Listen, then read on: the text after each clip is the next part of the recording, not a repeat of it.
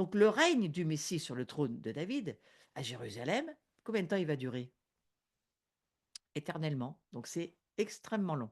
C'est une promesse de Dieu à l'origine, quand Dieu a conclu son alliance avec David dans 2 Samuel 7,16. Je ne vais pas dans 2 Samuel 7,16, mais je vous donne la référence, vous irez le lire, c'est très intéressant. Je vais vous lire le psaume 45 au verset 7. Ton trône, ô Dieu, est à toujours. Voilà, si vous en doutiez un petit peu, vous dites comment un trône peut tenir perpétuellement. La nouvelle Jérusalem est éternelle et son trône dure éternellement. Et nous allons aussi y entrer et y vivre. Préparons-nous, mes amis. Préparons-nous. Il faut penser à ces choses. Il y a vraiment un plan de rédemption et une préparation auquel il faut penser parce que ça ne va peut-être pas tarder tant que ça, ce moment-là. Donc, je continue toujours le verset 7. Ton trône, ô Dieu, est à toujours. Le sceptre de ton règne est un sceptre d'équité. Ah, le mot équité est intéressant parce que c'est autre chose que la justice. L'équité, c'est une justice à la carte. Je vous le dis à ma manière, à la manière dont je le comprends. Parce que j'ai été chercher, j'ai fait des études sur l'équité. Et l'équité, pour faire simple, c'est une justice, mais ce n'est pas une justice pour tout le monde qui est pas juste pour certains, puis pour d'autres. Non, l'équité, c'est la parfaite justice à la carte pour chacun de là où il en est. Il n'y a que Dieu qui peut être équitable. Donc, merveilleux, hein? Il va y avoir une justice équitable avec Dieu. Le chapitre 1 du livre des Hébreux, verset 8, dit ceci. Mais il a dit au Fils, ton trône, ô Dieu, est éternel. Moi, j'insiste sur le ton trône, ô Dieu, est éternel. Je cherchais des versets sur ce sujet. Ton trône, ô Dieu, est éternel. Parce que le règne de Christ, déjà de Yeshua sur son trône, là où il est dans les cieux, mais quand il va revenir sur la nouvelle terre, est éternel. Et il le dit. Ton trône, ô Dieu, est éternel, il demeure au siècle des siècles, le sceptre de ton règne est un sceptre d'équité. Vous voyez? À la fois dans les psaumes, à la fois dans le livre des Hébreux. Et regardez aussi, intéressant, le prophète Ésaïe qui va déclarer qu'un jour viendra, ou un jour viendra, alors depuis le temps qu'il dit un jour viendra, il va peut-être bien finir par venir, vraiment, ce jour-là, hein. Un jour viendra où le roi, le Seigneur, régnera à partir du trône de David. Et son règne s'étendra sur toute la terre pour toujours. Quand vous n'êtes pas obligé de me croire, je vais lire la Bible. Zacharie 14, versets 8 et 9. Et il arrivera en ce jour-là, donc on est de plus en plus en train d'y arriver, hein.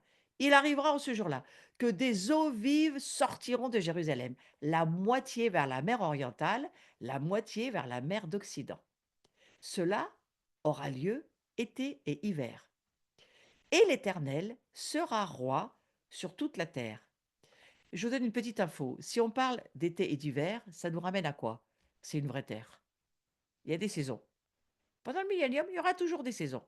Et si vous allez relire l'alliance noachique, l'alliance avec Noé, qui est une alliance pour l'humanité, là, c'est pas seulement une alliance avec Israël, c'est l'alliance pour l'humanité, Noé. Eh bien, Noé va le dire, il va dire plus jamais les saisons disparaîtront. Donc soyez pas inquiets, même si la météo est un petit peu à l'envers là en ce moment, hein. Nous, on est dans les inondations, la Loire, on en a par-dessus la tête.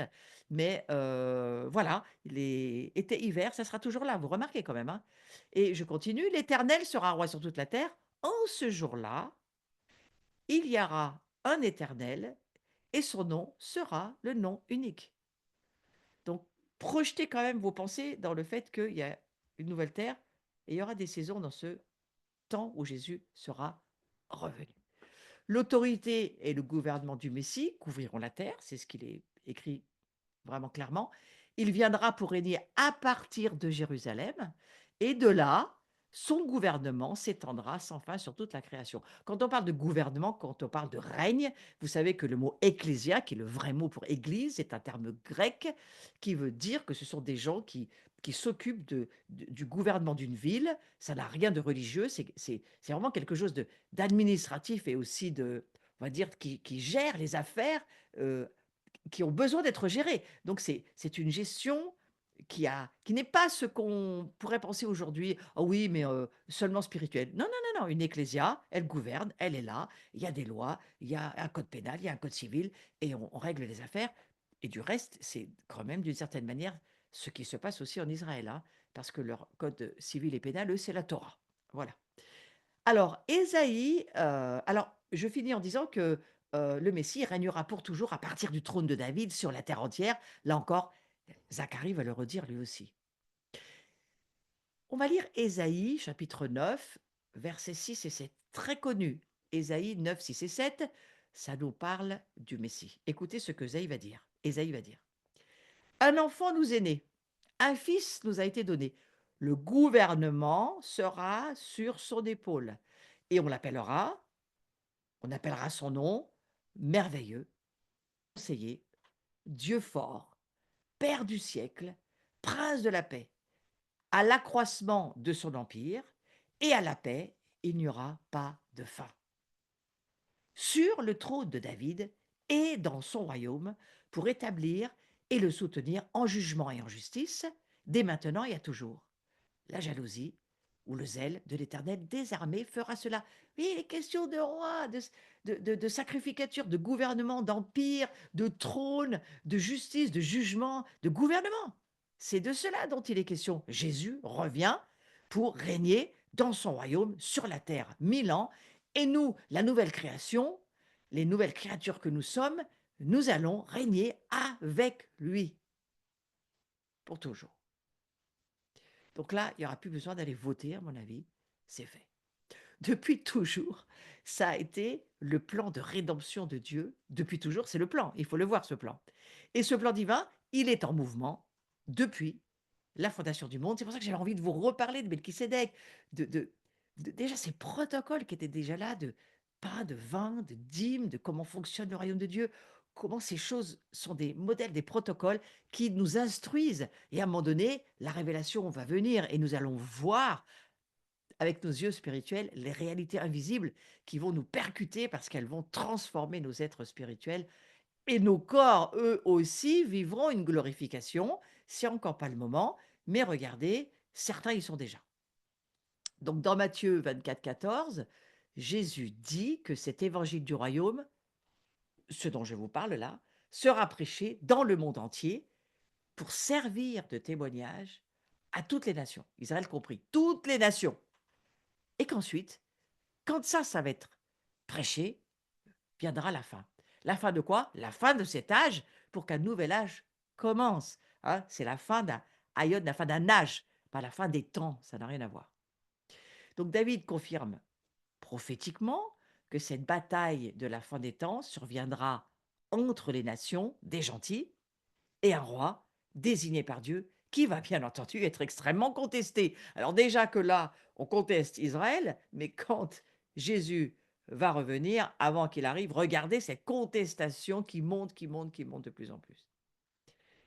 On va lire, parce que c'est l'écriture qui a autorité, c'est pas toutes nos histoires, on va lire le psaume 2 au verset 1 à 6, histoire d'en rajouter une petite couche. Nous lisons que le plan de Dieu prévaudra. Pourquoi s'agitent les nations? Je démarre avec ce verset. Pourquoi s'agitent les nations? Verset 1. Et les peuples méditent-ils la vanité?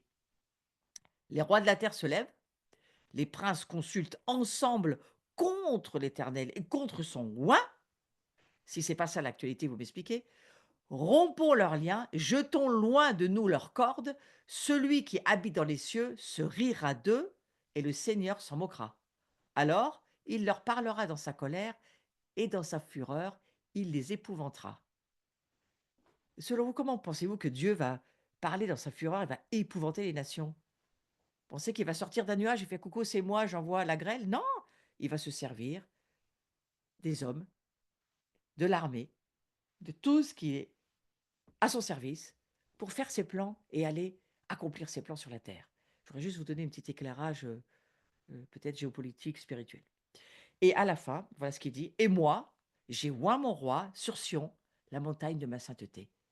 J'ai oint mon roi. C'est fait. Le père, il a assis son fils à sa droite et lui a dit: Fils, tu bouges pas jusqu'à ce que tu puisses descendre ce marchepied qui va te ramener là où moi je veux que tu règnes, sur la terre, la nouvelle, avec mon peuple, de racheter. Vous pouvez voir ça ce soir? Vous pouvez voir? que nous, on est dans l'histoire, que c'est notre histoire, que c'est là où on va. C'est pour ça qu'on vit tout ce qu'on vit. C'est pour ça qu'il y a autant de tribulations. C'est pour ça qu'il y a autant de contestations.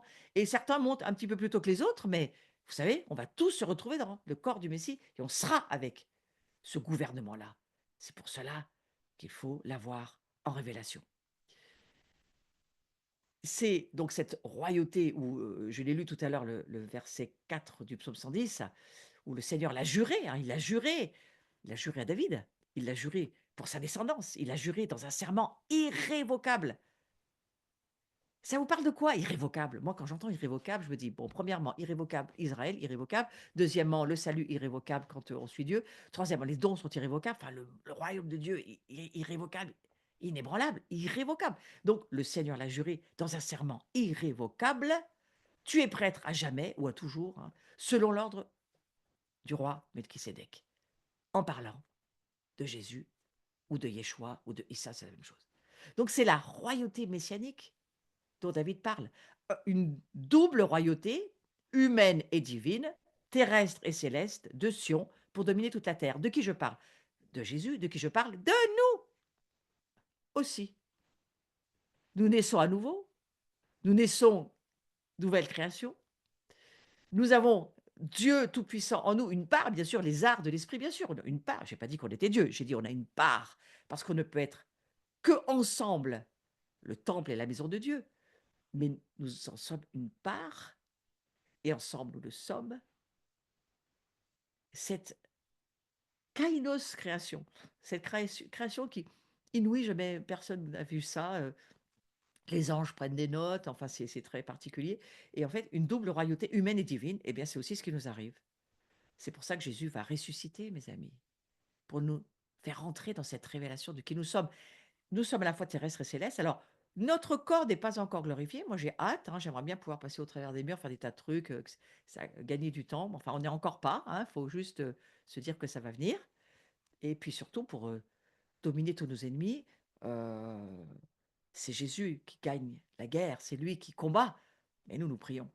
Et nous aussi, nous combattons comme Jésus nous a dit de le faire. Donc David, il déclare dans ce psaume que Dieu, il a fait ce serment, hein, il faut repenser à ça, irrévocable, et qui jure lui-même. C'est Dieu qui jure, hein, c'est pas des hommes. Et il s'engage. Et vous savez quoi? Eh ben, il ne changera jamais d'avis. On peut passer à une autre prière parce que celle-ci, c'est fait. Donc ne prions pas pour que Jésus ait toute la royauté. Il l'a déjà.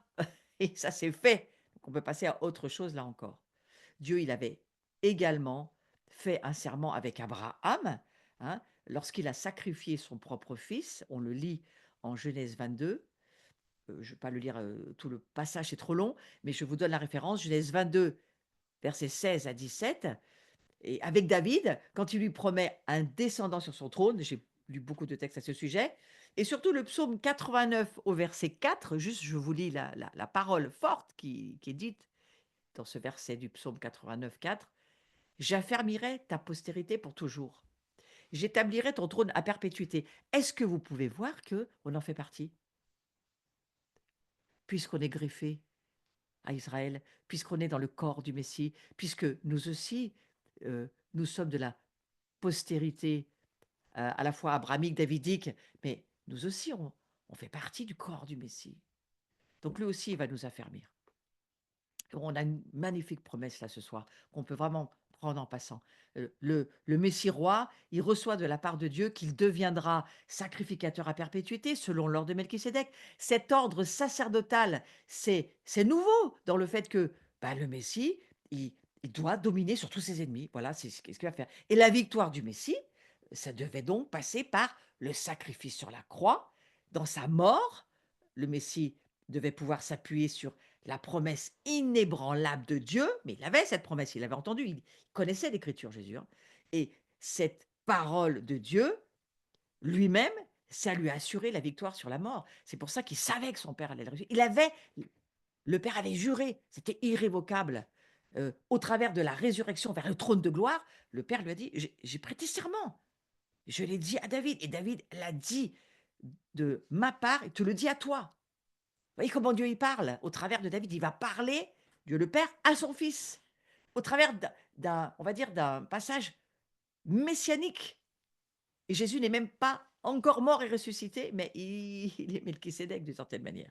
Donc cette parole, je crois qu'elle introduit l'humanité aussi, pas que Jésus. Moi, j'aimerais qu'on se voit aussi dans cette histoire. C'est un petit peu pour ça que je l'aborde, parce que je me dis, l'initiation à la nouvelle création, elle passe aussi par là. C'est cette parole qui introduit l'humanité dans le sacerdoce royal au service de Dieu, le Père, pour l'éternité. Quand il parle au Fils, nous sommes le corps du Fils, eh bien, il nous parle à nous aussi. Et c'est pour retrouver sa famille. Et pourquoi faire? C'est pour régner avec elle que Jésus est mort. C'est pour régner, régner, gouverner, dominer, apprendre à vivre selon les principes du royaume. Alors, bien sûr que pour le moment, il y a beaucoup de conflits, c'est très difficile, il ne faut pas perdre la foi. On vit par la foi de ce que la parole de Dieu dit, on ne vit pas parce que nos yeux voient dans le monde naturel. Et c'est vraiment difficile, ça je vous l'avoue, mais c'est comme ça. Je crois qu'il faut avancer dans cette saison. C'est au-delà du voile que son ministère de grand prêtre prend toute sa signification au Christ et puis même à nous, hein, mais d'abord au Messie. Et dans Hébreux chapitre 7, versets 1 et 2, en effet, ces paroles de Hébreux, ce Melchisédek, roi de Salem, sacrificateur du Dieu très haut, je vous lis l'écriture, qui alla au-devant d'Abraham lorsqu'il revenait de la défaite des rois, qui le bénit et à qui Abraham donna la dîme de tout, et qui est d'abord roi de justice, d'après la signification de son nom, et ensuite roi de Salem, c'est-à-dire roi de paix. Il va répéter exactement la même chose que ce qui a été écrit dans le premier livre ou l'Ancien Testament. Donc, Melchisédek, il allie les deux ministères, prêtre et roi. Et du temps de Moïse, les deux ministères, vous savez quoi, ils étaient séparés, hein, on le sait aujourd'hui, si vous lisez l'Écriture, la prêtrise appartenait à la tribu de Lévi, et puis la royauté à celle de Juda. Et il était formellement, mais c'était formel, hein, formellement interdit à un roi d'offrir un sacrifice en tant que prêtre. C'est ce qui a valu à Saül de perdre son appel de roi, hein, parce qu'il a voulu prendre la place du prêtre. Ah, là, Dieu, il n'a pas passé. Il a dit, ça, tu ne devais pas toucher. Et Saül, en le faisant, eh ben, il perd son royaume. Oui, là, c'était compliqué, la royauté avec Saül. Quand Jésus est venu, lui, il est venu en tant que prêtre, selon l'ordre de Melchisédek, mais pas seulement. Il est venu aussi en tant que roi, et son père lui a dit, allez, maintenant, tu viens t'asseoir à ma droite. Et Ésaïe, Ésaïe l'a prophétisé, David l'a prophétisé, tout le monde l'a prophétisé, beaucoup de prophètes l'ont prophétisé, pas tout le monde, mais beaucoup de prophètes. Mais quand c'est arrivé, l'écriture était accomplie. C'était déjà prophétisé dans l'Ancien Testament. Et regardez ce que Zacharie va dire. Et puis je vais terminer là. Je vais parler de Zacharie la prochaine fois parce que c'est 20 heures, je n'ai pas vu l'heure passer. Moi, j'ai l'impression que ça faisait 10 minutes que je commençais ce cours. Bon, je le continuerai la prochaine fois. Je reviendrai à Zacharie et nous allons continuer à plonger dans cette incroyable, merveilleuse aventure de cet appel qui est le nôtre dans la nouvelle création où nous devenons, nous aussi, à la fois prêtres et rois, comme Melchisédek, et ça fait partie de notre mandat. Voilà, nous le verrons la prochaine fois, mais je prie Seigneur que nous soyons encouragés de voir au-delà de ce que ce monde peut nous faire voir par nos yeux charnels et humains, nous puissions voir par nos yeux spirituels ce que ta parole nous dit. Et que la prophétie, exactement comme Abraham, qui avait le plan de salut pour l'humanité, qui avait entendu Melchisédek lui expliquer les choses et qu'il avait intégré en quelques minutes, eh bien, ou peut-être quelques heures, je ne sais pas quel a été le temps de leur discussion, mais je crois que Abraham a vu. Eh bien, que nous puissions voir nous aussi, que nos yeux de la foi puissent voir ce que la parole de Dieu nous dit, ce qu'elle veut nous faire savoir dans la révélation pour que nous nous accrochions à la croix et à la gloire qui nous est promise au nom de Jésus. Amen. Je vous souhaite une belle soirée. Je vais passer quelques minutes à vous donner quelques annonces. D'abord, pour vous dire que euh, voilà, le prochain cours, c'est un peu tardif, je m'en excuse, parce qu'il y a les vacances scolaires. Donc, nous allons attendre 2 semaines. Et ensuite, le 7 novembre, il y aura une grande commémoration pour Carlos. C'est encore pas dit officiellement sur les réseaux publics, mais je vous le dis à vous parce que moi je le sais déjà puisque j'y serai. Et ça sera le 7 novembre. Et le 7 novembre, c'est un jeudi. Donc, je ne pourrai pas faire mon cours. Pardonnez-moi. Mais voilà, nous nous retrouvons le jeudi 14 novembre de 19h à 20h comme d'habitude et nous reprendrons ce cours. Je vous ferai un petit résumé pour qu'on ne soit pas perdu. Vous pouvez devenir membre de l'œuvre de l'abri, c'est 30 € par an. Allez sur le site, vous cliquez et puis vous devenez membre et vous nous soutenez en termes d'œuvres et de tout ce que nous organisons pour le peuple de Dieu. Ça, c'est une petite proposition qui vous est possible, qui vous est faite par la maison à laquelle j'appartiens. Voilà, conférence Esther France qui a toujours lieu du 25 au 27 octobre. Donc c'est bientôt là. Nous nous retrouvons pour parler de ce que Dieu veut nous dire en termes de ce temps. C'est pour ce temps que tu as été choisi. Ça s'adresse, je crois que c'est pas que pour les femmes, il me semble que ça a été ouvert à tous ceux qui veulent. Mais je ne suis pas sûre complètement. Mais je crois que si, je crois que c'est ouvert à tout le monde. Et c'est Laurent qui, mon fils, qui fera la louange. Si vous aimez cette louange, eh bien rejoignez-nous. Moi, j'amènerai quelques enseignements si c'est possible. Oui, oui, c'est ouvert à tout le monde, c'est ça. Très bien, c'est parfait. Ensuite, nous aurons Saïd. Alors, nous aurons Saïd le vendredi soir chez nous pour l'IMG. Vous aurez le visuel sur notre site, mais il vient chez nous pour la guérison, prière, etc.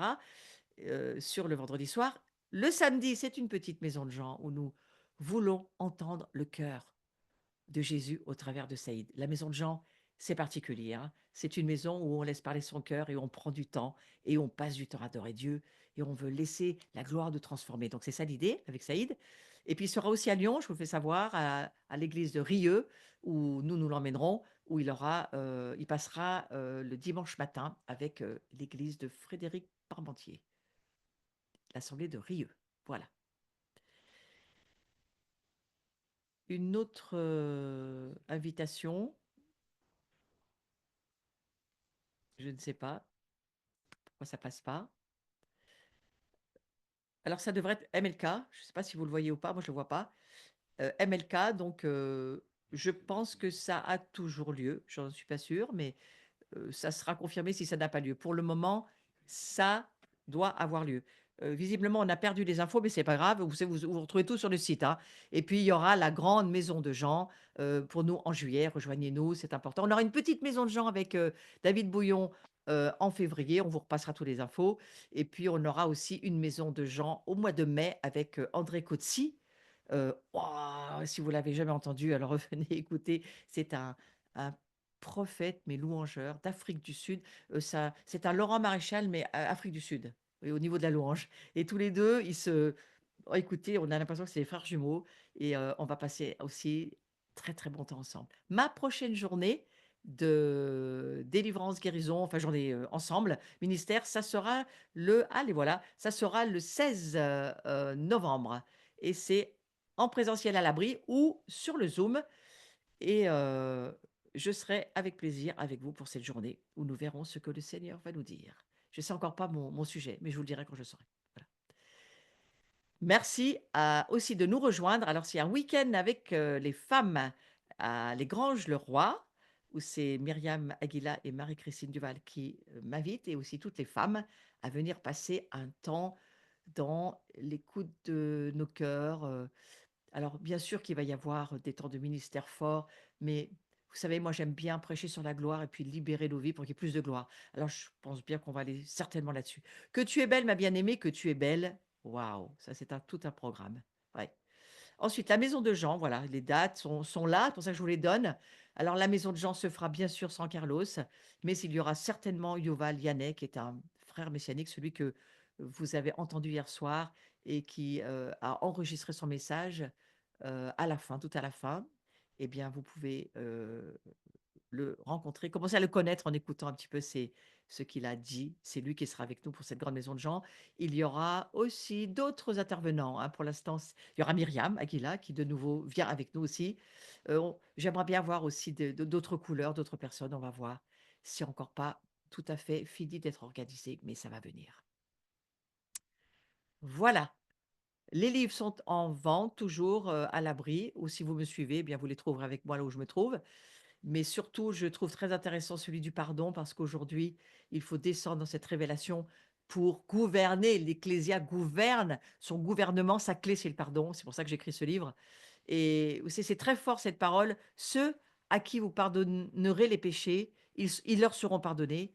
C'est Jean 20, 23, c'est sur la couverture du livre là que vous voyez. Mais ça va très très loin parce que ceux à qui vous pardonnez pas, il ne leur sera pas pardonné. De quoi parle-t-on? Du gouvernement dont je vous ai parlé tout à l'heure, ce gouvernement des cieux. Attention, parce que vous êtes responsable de la manière dont vous gouvernez sur la terre, parce que vous êtes censé être un ambassadeur des cieux et gouverner comme Dieu gouvernerait. Donc là aussi, il me semble qu'il faut apprendre vraiment à descendre beaucoup plus que là où nous en sommes dans ce chemin du pardon. Je l'ai appelé le chemin de la vie parce que la vraie vie, c'est apprendre à pardonner. J'ai fini par comprendre que la gloire, c'est la puissance de notre pardon qui fait venir la gloire. Du reste, vous savez, le Seigneur, il dit, prenez pas le repas de la Sainte Seine ou de l'Eucharistie. Prenez pas le pain et le vin si vous n'avez pas pardonné. Vous vous souvenez de ça? Et c'est pour ça qu'il y a même des morts dans l'Église, il y a même des malades. Ils ne discernent pas que Christ, lui, il nous a tout pardonné. Alors c'est peut-être la parole que j'ai envie de vous dire ce soir. Pardonnez tout ce que vous ne comprenez pas et même au-delà, pardonnez parce que Dieu est en contrôle de tout et que lui, tout ce qu'il laisse faire, il sait ce qu'il fait. Voilà. Je vous souhaite une belle, belle soirée et je vous ah oui, alors, j'aime bien aussi parler de ma chaîne, hein. Si vous n'êtes pas encore abonné, ou si vous n'avez pas encore fait un petit clic ou un petit commentaire, faites-le parce que ça très important pour moi de savoir, comment vous comment vous quand vous entendez une prédication, ça produit quoi et si vous avez des témoignages, vous pouvez me les envoyer sur l'adresse du site de l'abri et elles me sont, transmises et ces témoignages-là, quand ils sont vraiment forts et percutants, je les mets sur notre site pour mes journées et il y a des gens qui les lisent et ça leur donne, envie de venir. C'est à ça que ça sert. Et c'est comme ça qu'on a vaincu le diable aussi, hein, par la parole de notre témoignage. Voilà. Merci pour vos soutiens. Bien sûr, ça m'aide et ça me permet d'évoluer, de continuer à faire d'autres choses. Soyez tous bénis, passez une belle soirée. Allez, bon appétit.